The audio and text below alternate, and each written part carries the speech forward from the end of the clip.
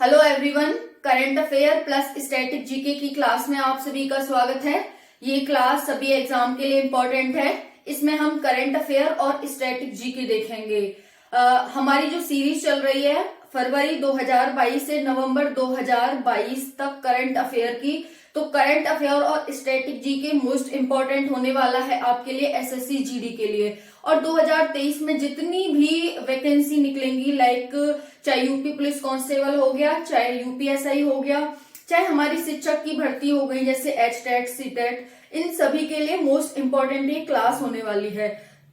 तो आप सभी को ध्यान से इस क्लास को देखना है। इस क्लास से एसएससी जीडी में मोस्ट ऑफ द क्वेश्चन फंसने वाले हैं। बहुत सारे क्वेश्चन इस क्लास से आएंगे और ये बहुत ही इंपॉर्टेंट क्लास होने वाली है आप सभी के लिए। तो देखते हैं, स्टार्ट करते हैं क्या है इस क्लास में खास आप सभी के लिए। क्वेश्चन देखो, यहाँ देख सकते हैं current affair plus static GK. तो हम अपनी क्लास को स्टार्ट करते हैं। पहला क्वेश्चन है भारतीय फुटबॉलर 2022 निधन। भारतीय फुटबॉलर 2022 निधन। अब देखो, इसमें जो ये क्वेश्चन है इसमें से आपको क्या क्या देखने को मिलेगा। पहला, आपको ये पता चलेगा कि कौन कौन भारतीय फुटबॉलर था।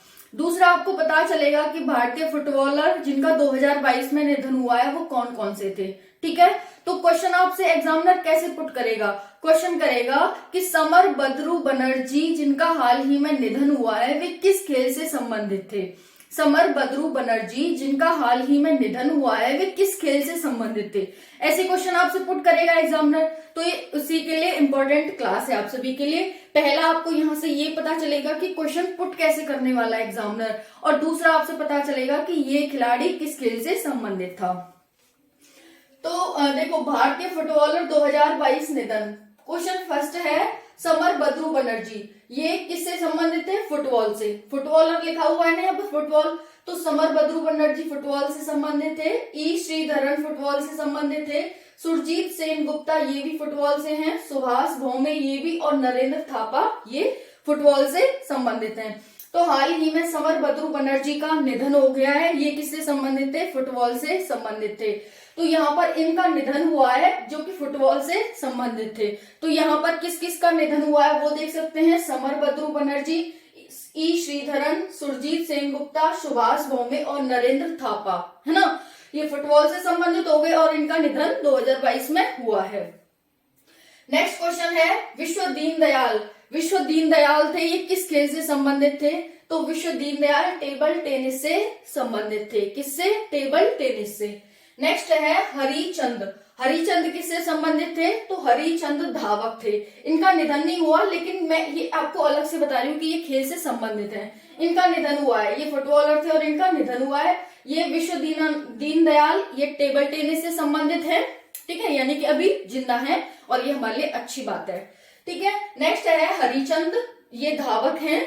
फिर है चरणजीत सिंह, ये हॉकी से संबंधित है। चरणजीत सिंह।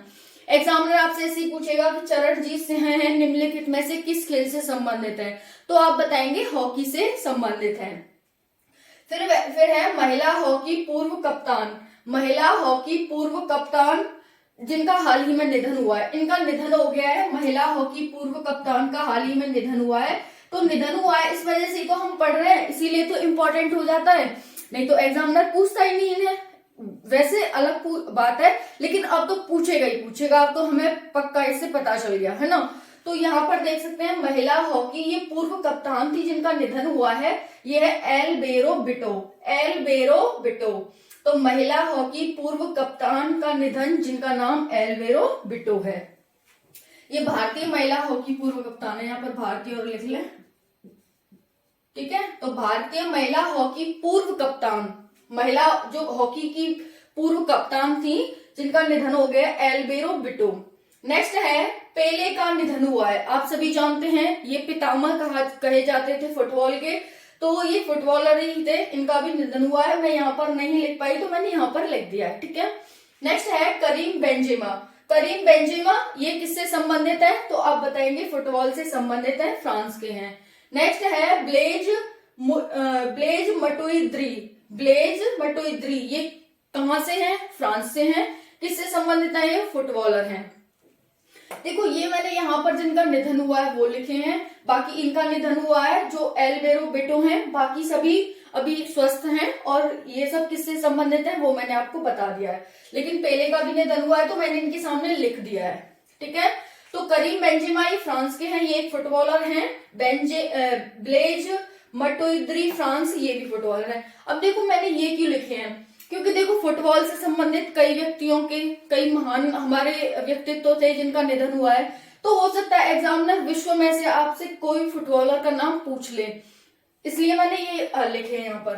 फिर है प्रिजर पुरस्कार 2022 किसने जीता है? प्रिजर पुरस्कार 2022 किसने जीता है? आप बताएंगे डाई बेडो फ्रांसीसीडे जो कि पुर्तगाल के हैं। डाई बेडो फ्रांसीसीडे जो कि पुर्तगाल के हैं, इनके द्वारा जीता गया है। किस क्षेत्र में दिया जाता है? तो ये वास्तुकला के क्षेत्र में दिया जाता है।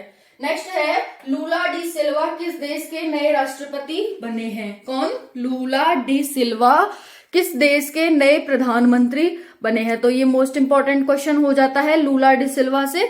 तो आप सभी को ध्यान रखना है कि ये ब्राजील से बने हैं। किससे? ब्राजील से। तो यहाँ पर हो जाएगा लूला डी सिल्वा किस देश के नए राष्ट्रपति बने हैं? राष्ट्रपति हो जाएंगे ब्राजील से, ठीक है। फिर है महाराष्ट्र राज्य सरकार के आर्थिक सलाहकार परिषद के मुखिया कौन चुने गए हैं?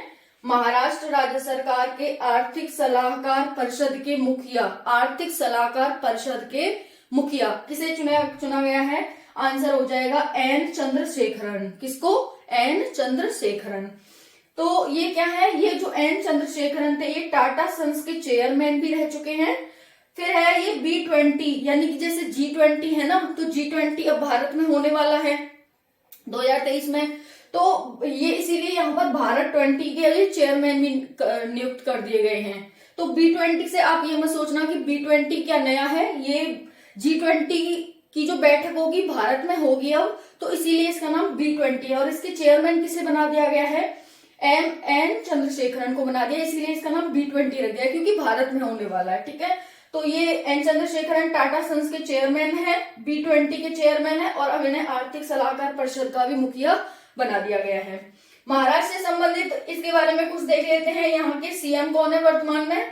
तो एकनाथ शिंदे हैं। एकनाथ शिंदे क्या होता है? एकनाथ शिंदे, ठीक है। फिर है गवर्नर है भगत सिंह कोश्यारी, राजधानी है मुंबई, विधानसभा में 288 सीटें हैं, विधान परिषद में 78 सीटें हैं, लोकसभा में 48 सीटें हैं और राज्यसभा में 19 सीटें हैं। इंपॉर्टेंट हो जाता है आप सभी के लिए क्योंकि इतने महान व्यक्तित्व को ये बनाया गया है, तो इसमें से आपसे पूछ सकता है एग्जामिनर। नेक्स्ट है किस राज्य ने मतदान को 90% से ज्यादा करने के लिए, यानी कि लोग ज्यादा से ज्यादा मतदान करें। अभी तक वहां पर सिर्फ 90% मतदान होता था, कम मतदान होता था, अब उसे 90% से बढ़ाने की चाह में चुनाव आयोग ने किस राज्य में मिशन 929 यानी कि 929 किसने शुरू किया है? किस राज्य में शुरू किया है? तो एक चुनाव आयोग ने किया है। और किस राज्य में मिशन 929 शुरू किया है? आंसर हो जाएगा त्रिपुरा में। देखो अब एग्जामिनर आपसे क्वेश्चन कैसे पूछेगा? मिशन 929 निम्नलिखित में से किससे संबंधित है? क्या ये मतदान से संबंधित है? पहला ऑप्शन। दूसरा ऑप्शन क्या ये शिक्षा से संबंधित है? तीसरा ऑप्शन क्या ये चुनाव से संबंधित है? नेक्स्ट ऑप्शन दे देगा क्या ये क्या ये अर्थव्यवस्था से संबंधित है? मिशन 929। तो आप क्या बताएंगे? मतदान से। पहला क्वेश्चन हो गया। दूसरा क्वेश्चन कैसे पूछेगा? मिशन 929 यानी कि 929 किस राज्य में चलाया गया है? चार ऑप्शन दे देगा, मेघालय, त्रिपुरा, मान लो नॉर्थ ईस्ट के देगा, मेघालय, त्रिपुरा, मिजोरम और अरुणाचल प्रदेश, है ना। त्रिपुरा दे दिया तो आप त्रिपुरा पर लगाएंगे। अब किसके द्वारा शुरू किया गया है? चुनाव आयोग के द्वारा, प्रधानमंत्री के द्वारा, राष्ट्रपति के द्वारा या फिर त्रिपुरा सरकार के द्वारा? तो आप क्या बताएंगे? चुनाव आयोग के द्वारा। अब यहाँ पर चुनाव आयोग की बात हुई है तो चुनाव आयोग के बारे में भी देख लेते हैं। तो यहाँ पर देख सकते हैं आप चुनाव आयोग हमारे कौन से आर्टिकल में बताया गया है? तो आंसर हो जाएगा आर्टिकल 324 में हमारे चुनाव आयोग के बारे में बताया गया है। 1989 तक ये एक सदस्यीय संस्था थी, लेकिन 1989 में इसे 3 सदस्यीय संस्था कर दिया गया। अब 3 सदस्यीय संस्था क्यों किया गया? क्योंकि देखो 1989 तक जो हमारे देश में वोट देने का अधिकार था वो 21 वर्ष था, यानी कि कोई 21 वर्ष का है तभी वोट दे सकता है, अदरवाइज वो नहीं दे सकता। तो 1989 में क्या किया था भारत सरकार ने, जो हमारी वोट देने की, मतदान की जो एज थी उसे 21 से घटाकर 18 वर्ष कर दिया गया था। तो जब 18 वर्ष कर दिया गया तो बहुत सारे मतदाता हो गए। सपोज जैसे अभी 18 वर्ष में बहुत ही कम मतदाता, 21 वर्ष में बहुत कम मतदाता है। अब जब उम्र को हम घटा देंगे तो बहुत ज्यादा पार्टिसिपेटर बन जाएंगे। तो क्या हुआ कि बहुत ज्यादा बोझ बढ़ गया, तो इसीलिए इस संस्था को 1 से बढ़ाकर 3 कर दिया गया। ठीक है। और वर्तमान में इसके जो एक मुख्य चुनाव आयुक्त होता है, 2 अन्य चुनाव आयुक्त होते हैं। मुख्य चुनाव आयुक्त वर्तमान में राजीव कुमार हैं। अन्य चुनाव आयुक्त यानी कि जो 2 हैं वो अनूप चंद्र पांडे हैं और दूसरे अरुण गोयल हैं। अनूप चंद्र पांडे और अरुण गोयल, राजीव कुमार। तो इस तरह से आप इसको ध्यान रख सकते हैं। चुनाव आयोग, अब जो ये किया गया था, मतदान की आयु की गई थी 21 से 18, किस संविधान संशोधन के तहत की गई थी पूछा जा सकता है, क्योंकि त्रिपुरा में ये आया है कि भाई मतदान के परसेंटेज को बढ़ाने के लिए मिशन 929 शुरू किया है त्रिपुरा में। किसने? चुनाव आयोग ने। अब संबंधित हो गया। तो जो मतदान की आयु 21 से घटाकर 18 की गई थी वो 61वें संविधान संशोधन 1989 के माध्यम से की गई थी। 61वां संविधान संशोधन 1989, ये ध्यान रखना है आप सभी को। अब देखो यहाँ पर ब्राजील की बात आई थी कि लूला डी सिल्वा किस देश के नए राष्ट्रपति चुने गए हैं? Answer is Brazil. किसका स्थान लिया इन्होंने? तो जायर बोल्सोनारो का इन्होंने स्थान लिया, जो पहले राष्ट्रपति थे। अब कौन बन गए? लूला डी सिल्वा। तो अब हम ब्राजील से संबंधित कुछ देख लेते हैं, कुछ फैक्ट जो एग्जामिनर पूछ सकता है आपसे, क्योंकि ब्राजील चर्चा में रहा है। तो देखो अब हम कुछ इससे फैक्ट देखने वाले हैं ब्राजील से। मोस्ट इंपॉर्टेंट फैक्ट होने वाले हैं गाइस आप सभी के लिए। तो देखते हैं। देखो यहाँ पर है ब्राजील। ये ब्राजील दक्षिण अमेरिका का एक देश है। किसका? दक्षिण अमेरिका का। जो हमारे 7 कॉन्टिनेंट है उसमें से एक कॉन्टिनेंट दक्षिण अमेरिका है, जिसका ये देश है। और इसका ये सबसे बड़ा देश है। किसका? दक्षिण अमेरिका का। और दुनिया का 5वां सबसे बड़ा देश है। देखो हमने एनसीईआरटी की क्लासेस कराई थी, तो मैंने ज्योग्राफी की क्लास पढ़ाई थी आपको, शायद उसमें क्लास 6 की, जिसमें ये चैप्टर था ब्राजील कहवा देश ब्राजील, दुनिया का कहवा देश ब्राजील, इस तरह से था। 11th या 12th चैप्टर था 6 क्लास में। तो उसमें हमने ब्राजील से संबंधित सारे फैक्ट देखे थे। तो हम यहाँ पर ब्राजील और दक्षिण अमेरिका नाम से भी उसमें एक चैप्टर था, वो भी हमने देखा था। तो दक्षिण अमेरिका और ब्राजील के बारे में सब कुछ देख लेते हैं। पहला हमारा रिवीजन हो जाएगा, दूसरा हमारा एग्जाम के लिए इंपॉर्टेंट हो जाएगा, एग्जाम के लिए हमारा रिवीजन हो जाएगा, क्योंकि स्ट्रैटेजी के है। तो देखो ब्राजील हो गया, देश किसका है? दक्षिण अमेरिका का। अब इसकी मुद्रा क्या हो जाएगी? मुद्रा हो जाएगी इसकी रियल। ठीक है, रियल इसकी मुद्रा हो जाएगी। राजधानी क्या हो जाएगी? राजधानी ब्राजीलिया हो जाएगी। क्या हो जाएगी? ब्राजीलिया। और राष्ट्रपति कौन बने हैं इसके? पूर्व राष्ट्रपति जायर बोल्सोनारो। यहाँ पर पूर्व राष्ट्रपति लिखा है ना, तो आप बताएंगे जायर बोल्सोनारो। ठीक है, ये हो जाएगा बोल्सोनारो। अब ये 5वां दुनिया का सबसे बड़ा देश है, मैं बता चुकी आपको। कॉफी पोर्ट यहीं पर है जिसका नाम सेंटोस है। तो दुनिया का कॉफी पोर्ट किसे कहा जाता है? दुनिया का सबसे बड़ा coffee port, answer is Santos. दूसरा नेक्स्ट है विश्व की सबसे बड़ी नदी, जो अमेजन नदी है वो यहीं पर है। और दुनिया के सबसे घने वन जो कि अमेजन के वन ही है वो भी यहीं पाए जाते हैं। कहां पर? ब्राजील में। नेक्स्ट है, अब हम दक्षिण अमेरिका के बारे में देख लेते हैं कुछ। किसके? दक्षिण अमेरिका के, क्योंकि ब्राजील किसका देश है? दक्षिण अमेरिका का देश है। तो मोस्ट इंपॉर्टेंट है यहाँ पर ये ब्राजील के दक्षिण अमेरिका के बारे में देखें। ये दक्षिण अमेरिका है। सबसे बड़ा देश कौन सा है दक्षिण अमेरिका का? ब्राजील। नेक्स्ट है यहाँ पर अटाकामा और पैटागोनिया, 2 मरुस्थल पाए जाते हैं, अटाकामा और पैटागोनिया, जो कि कहां पर पाए जाते हैं? दक्षिण अमेरिका में ही पाए जाते हैं। नेक्स्ट है विश्व की सबसे लंबी तटीय सीमा किस देश की है? दक्षिण अमेरिका का ही देश है, चिली की है। चिली आपने देखा है जब मैंने मैपिंग की क्लास भी कराई थी जिसमें आपको चिली बताया था। दूसरा जब मैंने दक्षिण अमेरिका कॉन्टिनेंट पढ़ाया था तब भी मैंने चिली बताया था कि चिली इस तरह से फैला हुआ एक देश है। ठीक है, सबसे मतलब ये अगर हम बात करें ना कि लंबाई में सबसे बड़ा देश कौन सा है, तो हम चिली लगाएंगे, क्योंकि ये एकदम पतला पतला और लंबाई में बहुत फैला हुआ है।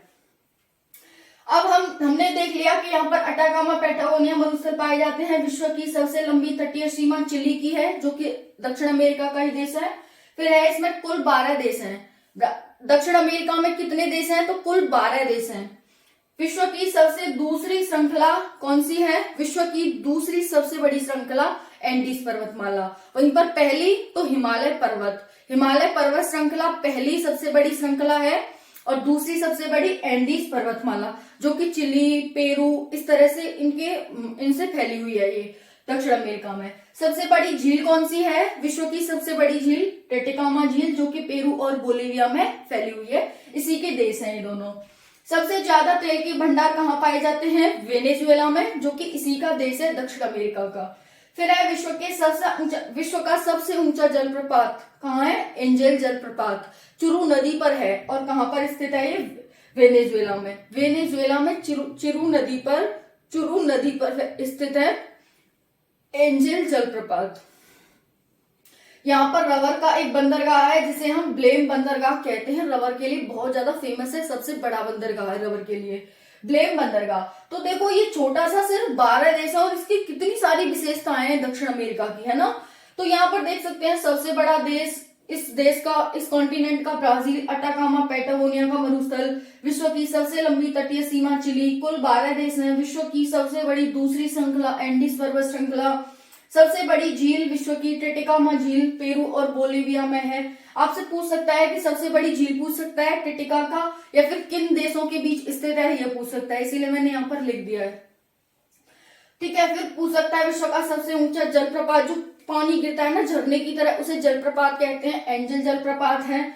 रबर का सबसे बड़ा बंदरगाह ब्लेम बंदरगाह है, जो कि इसी में स्थित है। यहाँ पर तेल के भंडार वेनेजुएला में। तो इस तरह से ये हमारा किसके 2 लैंडलॉक कंट्री और है, जिनके बारे में पूछा जा सकता है, क्योंकि अनेकों बार पूछा गया है ये लैंडलॉक कंट्री के बारे में, जो कि दक्षिण अमेरिका की हैं। तो पराग्वे और बोलिविया, ये 2 क्या हैं? लैंडलॉक कंट्री हैं दक्षिण अमेरिका की, पराग्वे और बोलिविया।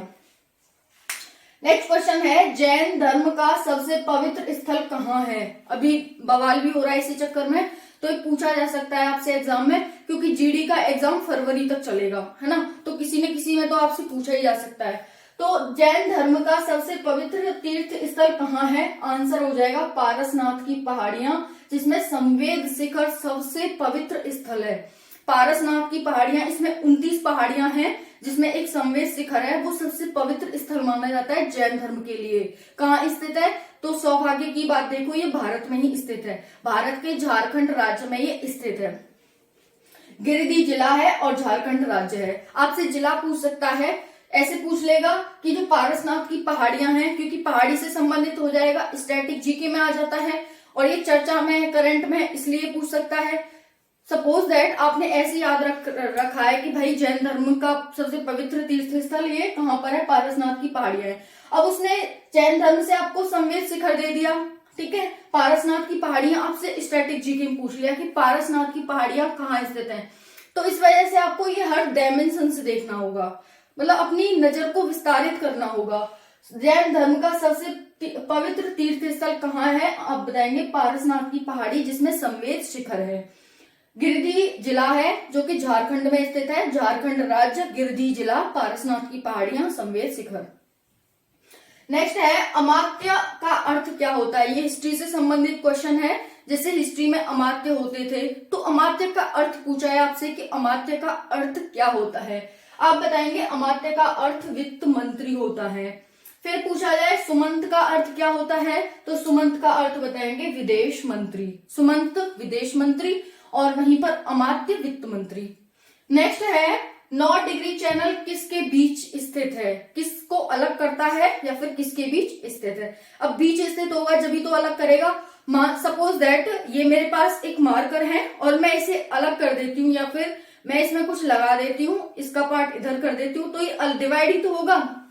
तो वैसे ही समझो बीच स्थित है या उससे अलग करता है। तो 9 डिग्री चैनल किसके बीच है? तो आप बताएंगे मिनिकॉय और लक्षद्वीप के बीच स्थित है। देखो 8 डिग्री, 9 डिग्री, 10 डिग्री, 11 डिग्री, ये 4 चैनल है, ठीक है। आप ये भारत देख रहे हैं, ये बंगाल की खाड़ी है, ये अरब सागर है।